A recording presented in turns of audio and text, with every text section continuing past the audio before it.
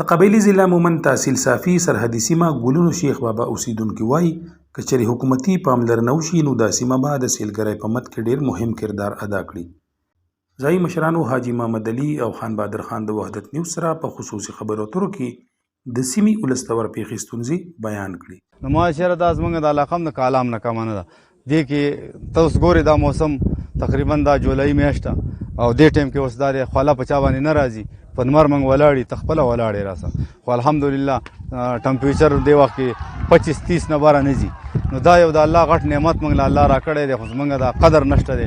نو زه د خپل انتظامیه ته یو اپیل کوم ستاسو په سیاست باندې چېرې دې علاقې ته لږه پاملرنه وکړي، که دا زموږ دا شیخ بابا د ګلونو علاقه ده، که یا د سوران کې دا برې علاقې دي، یا رحمت کور دی،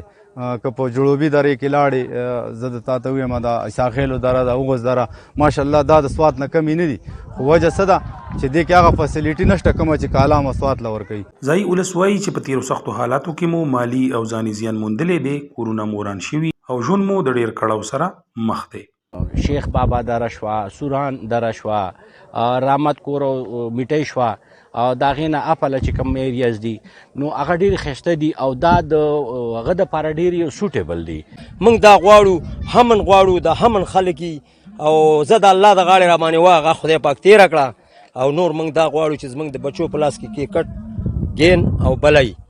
او دیو ته سهولت دا چې موږ له دا د اوبو سیستم وشي او د مینو دا کومې مینې چې زموږ داسې دغه ته ونیسي، دا کنډرې دي، دا کم خلک دی دا هم راشي ابادې شي، دا مینې زموږ ابادې شي. د تحصیل صافي ګلونو شیخ بابا سیمه د مومندو په ښایسته سیمو کې شمارل کیږي، خو د بدمرغه دلته د راتلو دپاره لارې خرابې دي، سکول نشته، هسپتال او نه بل حکومتي سهولت په نظر راځي.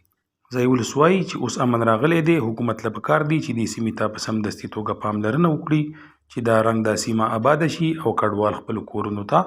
واپس راشي. سامي مومند، وحدت نیوز، تحصیل صافي، ضلع مومند.